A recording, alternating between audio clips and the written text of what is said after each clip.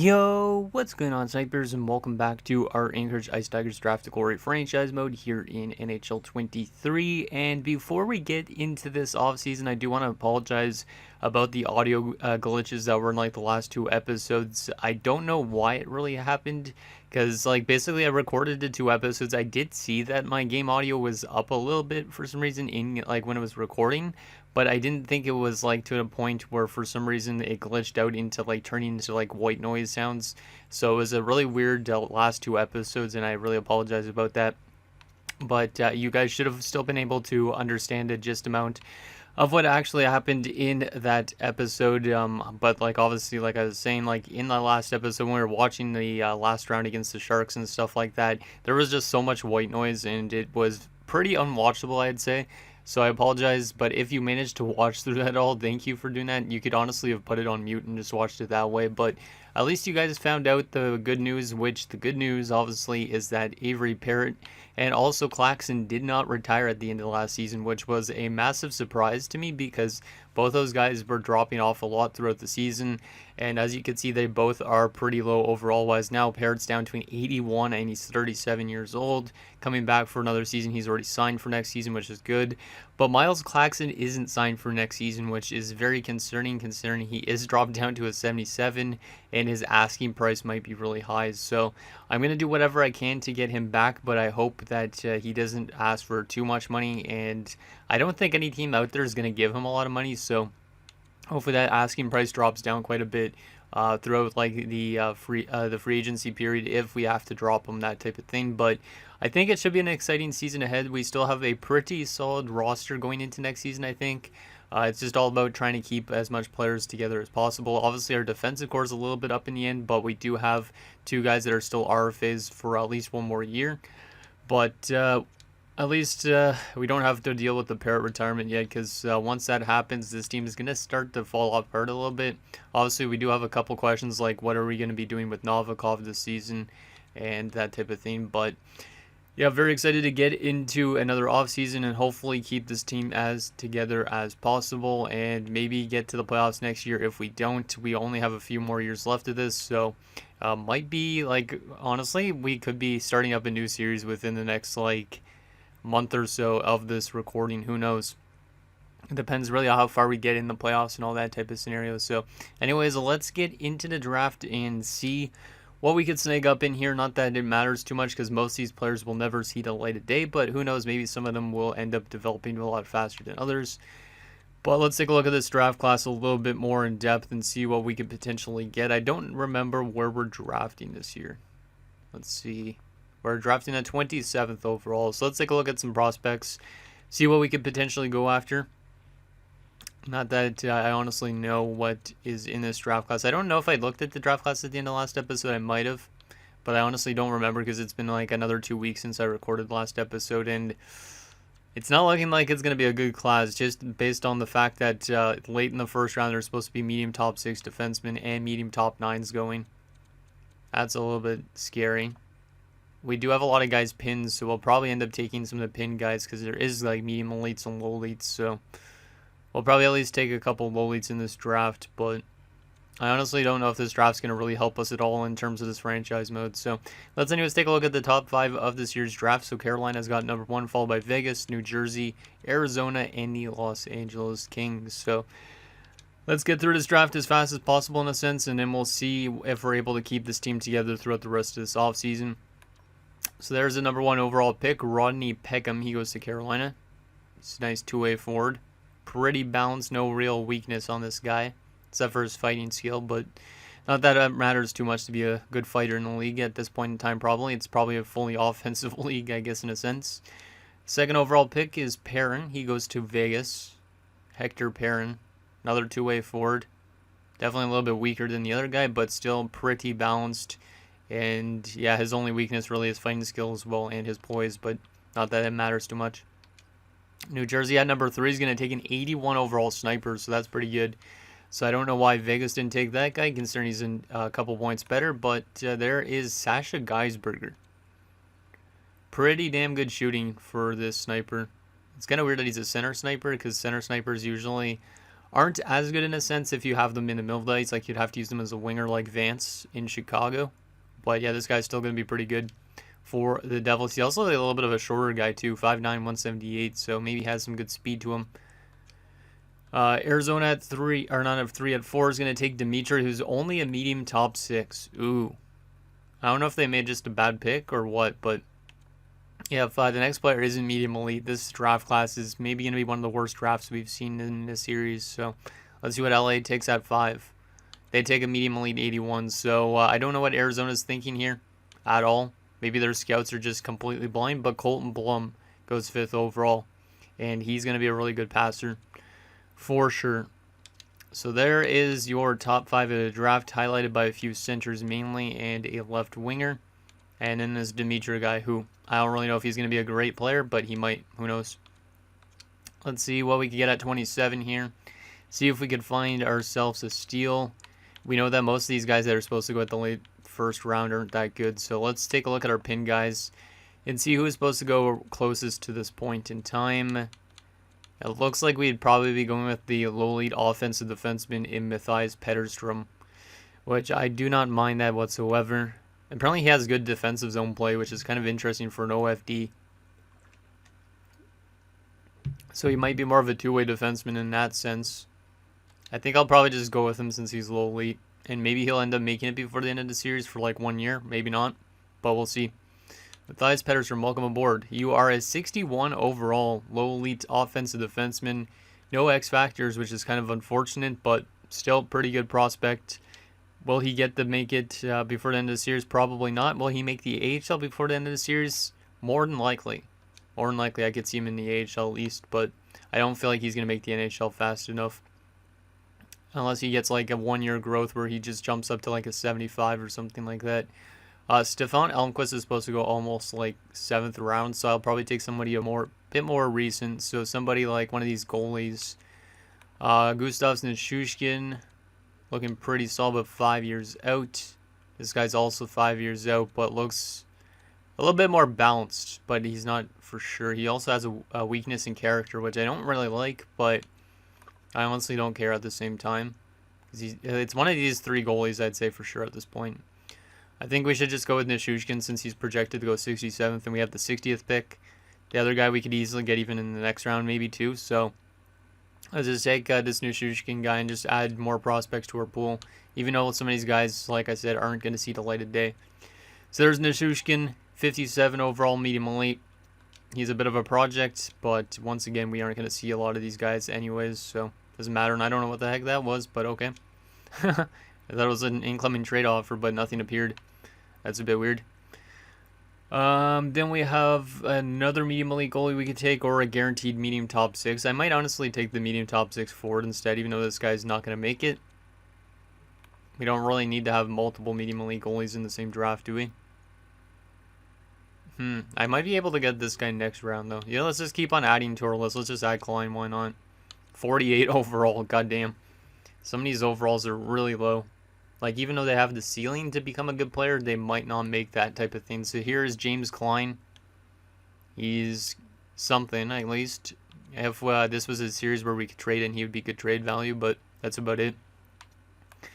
Then yeah, we can probably take the top 6 forward here, and then we might just take Bouwmeester because he's listed as a gem, and then we'll take Almquist with the rest of our picks, I think. Yeah, that's what we'll probably do, just because I honestly have no idea about this draft, and I don't really care about it that much. So let's take Alexiev here, medium top 6 at 17. He's a 48 overall. We'll see if this guy ends up making the AHL before the end of the series, but damn, that's a really low overall for a top 6. Next pick at 159. Do we still have the other 2 guys on our board still? Yes, we do. Okay, we'll take Bouwmeester here since he's a gem.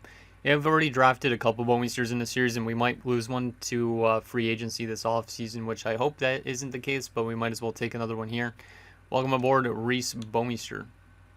He is a low lead, okay, 58 overall offensive defenseman. Not too bad, but he is 19, so he is a bit of an overager, and his overall is not super great either, but once again, at least it's more good prospects, so at least we're still building up this team, even when a lot of these guys, like I said, won't be able to make the NHL in this series. We'll also take Almquist here. He's another overage or low elite, and let's hope that he's higher up than a 58 overall, because that'd be nice. He's a 56. Oh well.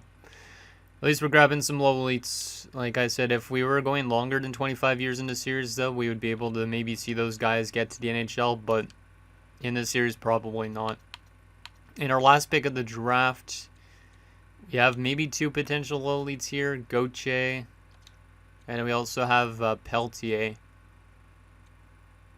I think I'm leaning towards more to Peltier. Peltier is a pretty big guy. He might be a power forward.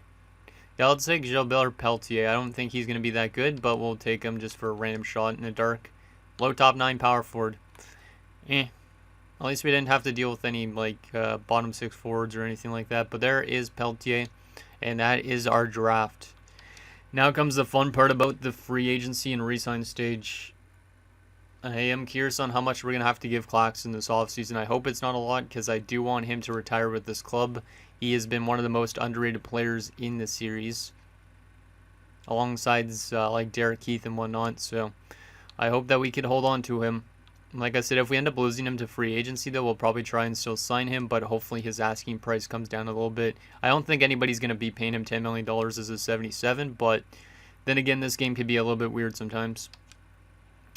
Okay, re-sign stage. We have $28 million in cap space. We'll qualify all the RFAs, because I can't dish out any big money. Even if they are pending UFAs next offseason, I have to give them just a contract like this right now. Just because that's not a lot of money to spend, so we have to get these guys for as low as possible. Hayden as well. Hayden will probably be our backup goaltender next season. I think I'm done with the Novikov time here, to be honest. Because I don't think I could justify spending... $2 million is not bad, but I feel like I need to get a fresher face in as a backup maybe, so I think I'll let him walk probably. I'll also probably let Sabrin from the AHL walk, and then we'll probably sign Radulov to ZLC, and same with Heatley. Yeah, I think that's what I'm going to end up doing, but let me go to the bottom of this list first here for the UFAs. So Scott has top 4 potential. He's not really growing that well, but we're going to still sign him up anyways. Cassivi's got only 7th D potential. I'm going to let him walk. We'll try and sign all these other AHL guys, but yeah, I don't think I'll be able to because they all want one-way deals. What about Claxton? Okay, that's a bit more reasonable than $10 million. I'm willing to still spend 5.5 on this guy. Even with not a lot of cap space, I need to keep Claxton here. So we'll definitely sign him to what he's asking for. No questions about it. Addison's actually relatively cheap for 77, so I will hold on to him for that asking price. Sabrin's relatively cheap as well. We'll try and get some of these cheaper options to re-sign. Lucic, that's relatively cheap as well, actually. Kind of surprisingly. Glenncross is a bit expensive, but I might be able to still bring him back. And then we also have Bouwmeester. What does Bouwmeester want? Yeah, see, Bouwmeester's very temperamental. $12 million is a lot, considering we only have $28 million in cap space. Who are we going to have on the defensive core if we lose him? We'll have Danner, we'd have Klepis, Smith-Pelly, Tulipov, Howes, and probably Cunningham. I think I'm okay with losing Bouwmeester this offseason, to be honest. Yeah, I think I'm okay with losing him. I don't really have the cap space to just throw at him right now. So more than likely I'd say he's gone, which means I could probably bring almost everybody else back, which would be good. I just want to make sure I have the money for the RFAs, because the RFAs are pretty important at this stage. So yeah, let's give Glenncross his $3 million, because why not? But I think Bouwmeester's time here is done, and probably same with Novikov for that matter, so that will be okay. I'm also going to let go of Sabrin. He's just been a career AHL goaltender, but we'll get rid of this guy after 2 years only. Pretty damn good numbers in the AHL, but at the same time, I do need to get some of the younger guys in as well at this point. So we'll let him walk, and we'll sign both these goalies to their ELCs for the AHL. And then, yeah, probably Novikov is likely gone, I'd say. I wouldn't mind signing Jansevsky longer than a year, because he has been a pretty solid player from an offensive standpoint. Yeah, he has been. He's only played 2 years in the NHL as well, and then he'd be a UFA next offseason, so yeah, I think what I'm going to do is give him a contract, and I might give somebody else a contract. Or these other RFAs I have a little bit more leeway with, not much for Smith-Pelly and for Loins, but I think I might actually give Jancevski a couple of years on a deal, just so then he stays here till the end of the series at least. And that's mostly because we're going to probably let go Bouwmeester here. So Jeffrey Bouwmeester, who we drafted 26th overall in 2033, he's been actually a pretty good defenseman over the last few years. He's definitely improved a lot. He's been a good defenseman in terms of playing defensively and offensively, but he's not worth the $12 million price tag at this stage. He's coming off of really good playoffs as well, so in terms of offense at least, not so much defensively, but we got to let him walk. We don't have the cap space. We could always bring him back in free agency, but for right now, I am going to let him walk to free agency and see where he goes. And also, I think it is time here for Novikov to hang up the skates as well. Or not hang up the skates necessarily, but hang up the skates with us. But let's advance today first, make sure we get all these guys back that we offered contracts to, which we did. We do still have $19 million, which is pretty good. But technically, we are going to be letting go of Novikov. And then the rest of the $19 million could be used towards our phase, which like I said, I think I'm going to give Jancevski a 3-year deal if he wants to accept this, because 5.95 isn't outrageously bad. So I'll leave him what he's asking for, which would knock us down to $14 million for the rest of the RFAs. And then, yeah, Novikov, I think, is going to be gone here. I'm going to let go of Pau because he wants a one-way deal. But, yeah, I think Novikov's time here is also done. He was the 26th overall pick in 2035. He has won some Stanley Cups with us, I'm pretty sure, in the past. Had some good seasons in the playoffs and in the regular season. But, yeah, I don't say he ever really became that elite. Well, he was a high starter, I think. I don't think he ever really became that starting goaltender in a sense for us. And I think moving on from him will at least give us a chance to see what Hadine's all about as our backup next season. Even though technically the overall difference is a little bit better for Novikov being overall a little bit better.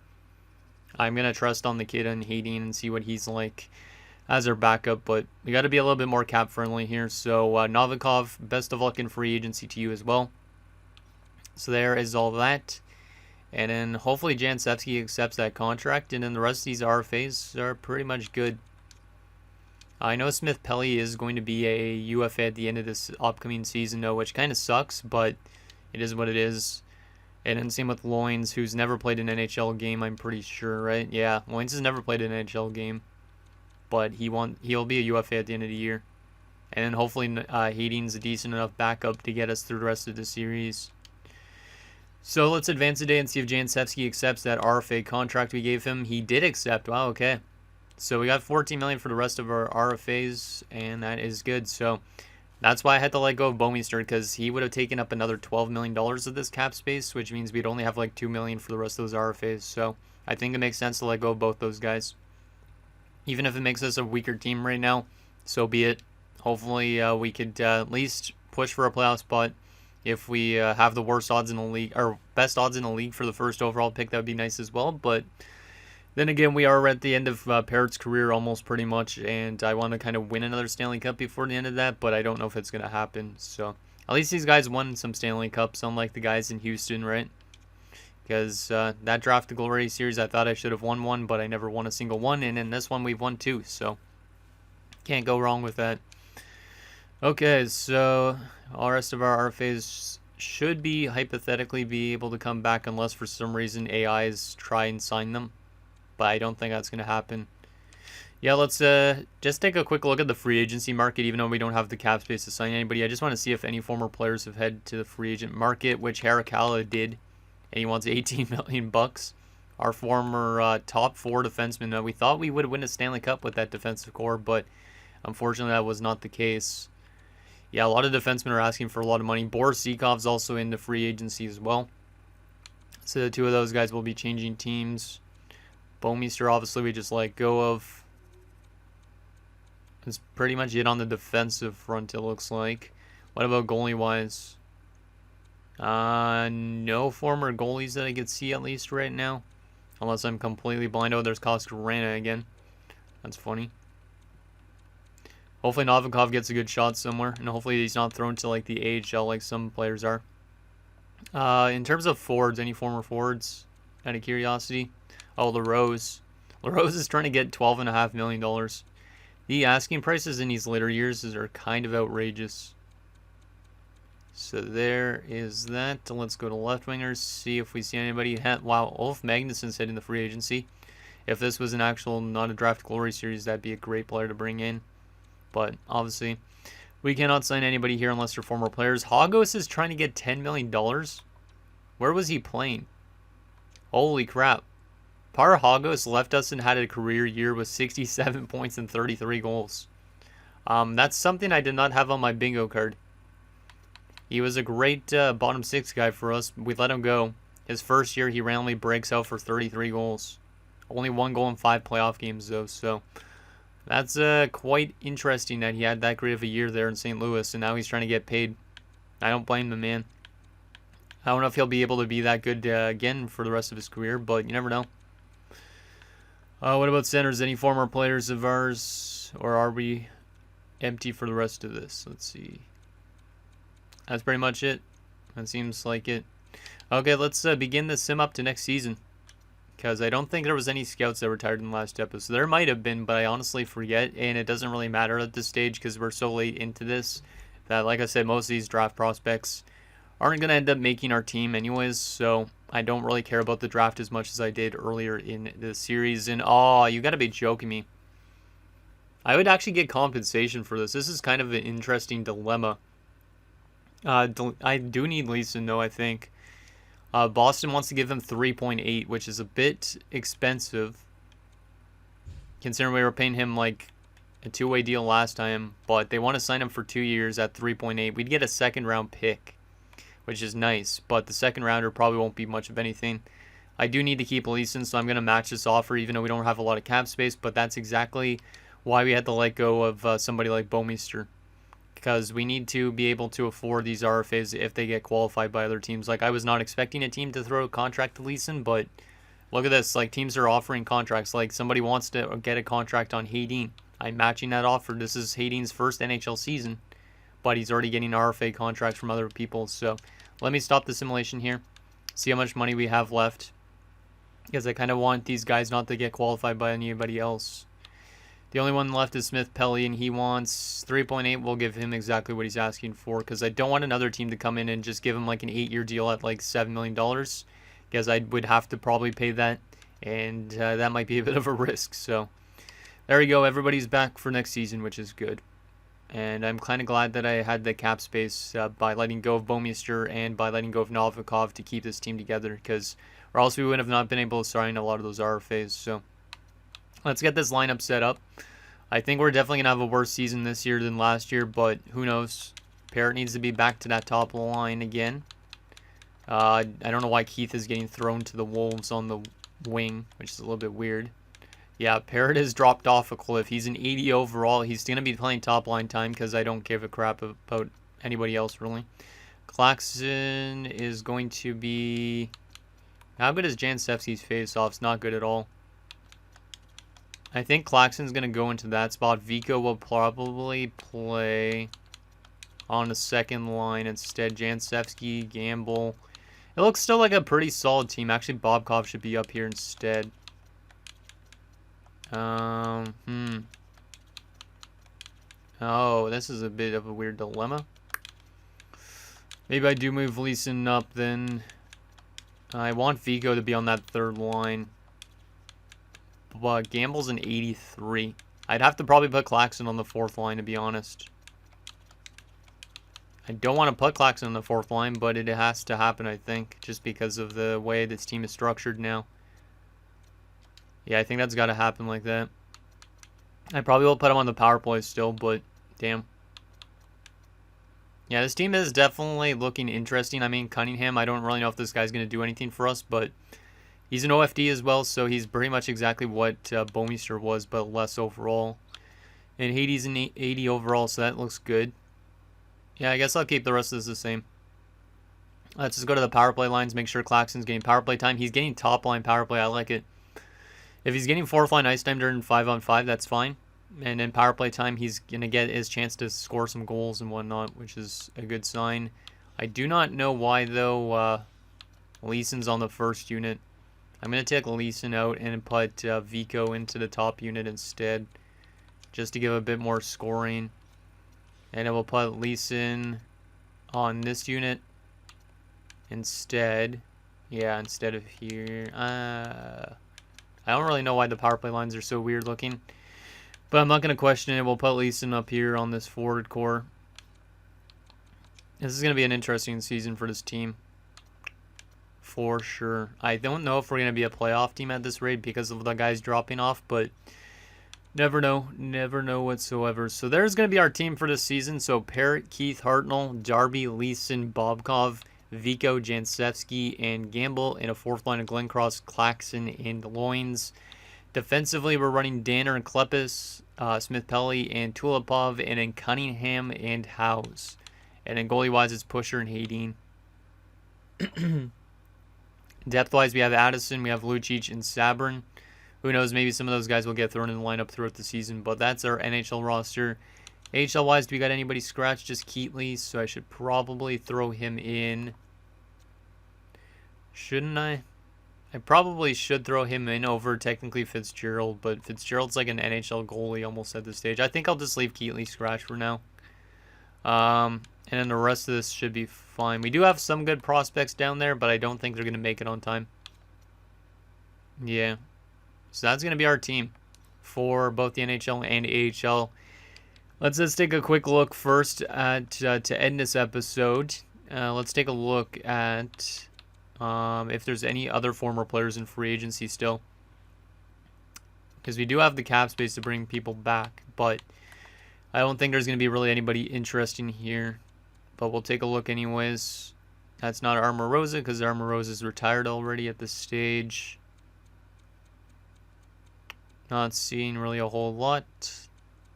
We'll take a look at goalies as well. But I think our team's pretty much set in stone for this season. But with guys like Parrott and Claxon dropping off probably throughout the season, I think there's a good chance we might miss the playoffs this year. But that's okay. That's okay. Because at least we have the cups. That's pretty much all I care about in the rest of the series. Just finishing up some guys' careers. Giving them a little bit of justice. Because instead of just ending the series, we might as well take a look at what the rest of the guys do for the rest of their careers at this point. So there is that, and I think that's going to do it, guys, for this episode of our Anchorage Ice Tigers Draft to Glory franchise mode. So in next episode, we will take it to another season simulation. We'll see if this team's able to get itself back into the playoff spot, or if it's able to just do terribly and get ourselves a first overall pick somehow this year. I don't really know what's in the cards. We only got a couple years left of this, so will be exciting regardless on what happens with this team. So let me know what you guys think down below, and I'll see you guys next time.